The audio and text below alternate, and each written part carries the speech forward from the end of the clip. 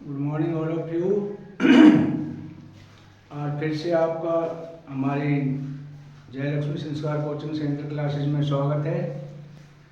तो आज हमें पढ़ाना था, today I had to teach compound interest. Compound interest क्या होता है? What do you mean by compound interest? चक्रवृद्धि ब्याज। लेकिन according to some students demand, today I am going to change my ideas and today I am going to teach how to find out the area of an area। क्योंकि हमारे NCR में population ज़्यादा हो रही है और ज़मीनों की बहुत ही कमी पड़ती जा रही है। हर एक एक गज की कीमत लाखों में है, तो रोज़ लड़ाई झगड़े होते रहते हैं। तो सभी बच्चों की डिमांड पे मैं आज आपको चक्रवर्ती ब्याज ना पढ़ा के I am going to teach about the how to find out the area of an area. आपका मान कोई खेत है, कोई प्लॉट है, तो आपको नहीं आता है, पटवारी के पास में बैठे रहते हैं, कई कई दिन पटवारियों को टाइम नहीं मिलता है। तो उससे अच्छा है कि आप सभी को आना चाहिए, बहुत ही इम्पोर्टेंट टॉपिक है। तो एरिया का क्षेत्रफल कैसे निकालें, आज हम आपको ये बताएंगे। Let us start without delay. मानो ये आपका कोई प्लॉट है, ये आपका प्लॉट है, इस तरह का कुछ इस तरह का है, खेत है या प्लॉट है, मतलब आयताकार नहीं है, वर्गाकार नहीं है। एक भुजा लंबी है, उसके आमने सामने वाली भुजा थोड़ी कम है और ये भी दोनों डिफरेंट है। तो इस तरह की जमीन का क्षेत्रफल कैसे निकालें? सीधा सीधा तो सब निकाल देंगे। तो अभी कोई प्लॉट है, खेत है, उसका क्षेत्रफल कैसे ज्ञात करते हैं वो मैं आपको सिखाने जा रहा हूँ। तो मानो इसको हम ले लेते हैं, इस भुजा को ए, इसको नाम रख देते हैं बी, सी एंड डी।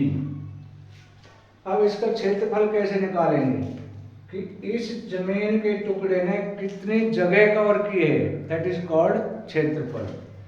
तो इसकी लंबाई सपोज 100 फीट, इस भुजा की लंबाई 50 फीट। ये तो हम मान सकते हैं, बहुत आराम से फीट नाप सकते हैं फीता लेके। और इसका मान लो 40 फीट, और ये हमारी होगी 50 फीट।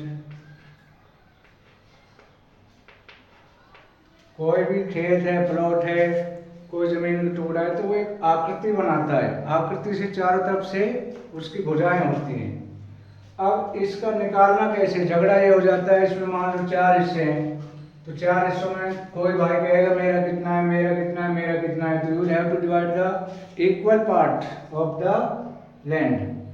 तो कैसे करोगे? जब तक आपको पता ही नहीं है कि इसका एरिया कितना है, तो आप how can you divide into the 4 parts? तो first of all you will have to find out the area of an area. तो अभी बहुत आसान तरीका है इसको निकालने का। एक बार में आज के बाद सब बच्चे जो है क्षेत्रफल निकालना सीख जाएंगे।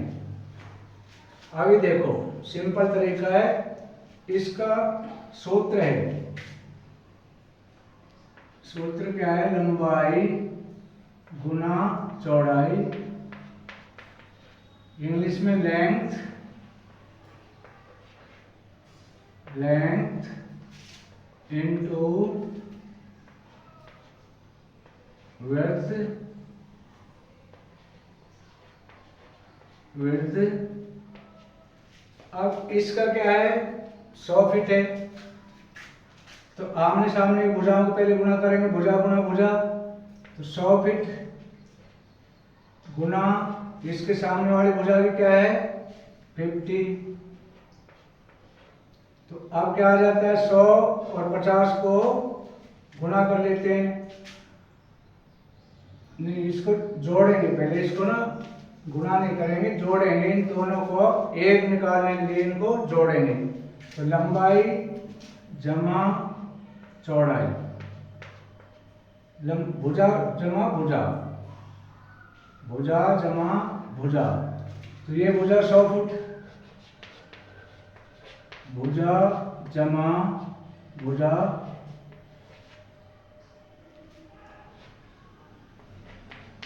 तो ये क्या है 100 फीट है, और ये कितनी होगी 50 फीट, इनको हमने जोड़ दिया, टोटल कितना हो गया 150 फीट। अब इन दोनों का निकाल दिया हमने भुजा जमा भुजा, तो 150 फीट। अब इसका क्या करते हैं कि इसको दोनों का आय औसत निकालने के लिए, औसत निकालने के लिए हम 2 से भाग दे देते हैं, तो औसत आ गया इनका 150, इसको डिवाइडेड बाई 2, तो ये कितना आ गया 75, ये हो गया 75 फीट। अब क्या करते हैं इन दोनों को ले लो, तो भुजा जमा भुजा, तो कौन सी होगी ए और बी, इसका भुजा जमा भुजा 50 प्लस 40 इजिकल टू 90। अब इसका क्या हो गया, इसको फिर जो है हम औसत निकालेंगे, ये दोनों लमसम में औसत निकालने के लिए you will have to divide by 2, तो 2 से इसका क्या हो गया 45। अब हमारे पास 2 चीज निकल के आ गई, इन दोनों की औसत एरिया आ गया इन दोनों का। अब इसको क्या करेंगे, लंबाई लेंथ गुना विड्थ, लेंथ गुना विड्थ क्या आ जाएगा इसका। अब लेंथ कितनी है इसकी हमारे पास में 75 फीट, लेंथ 75 फीट, और विड्थ कितना आ गया 45।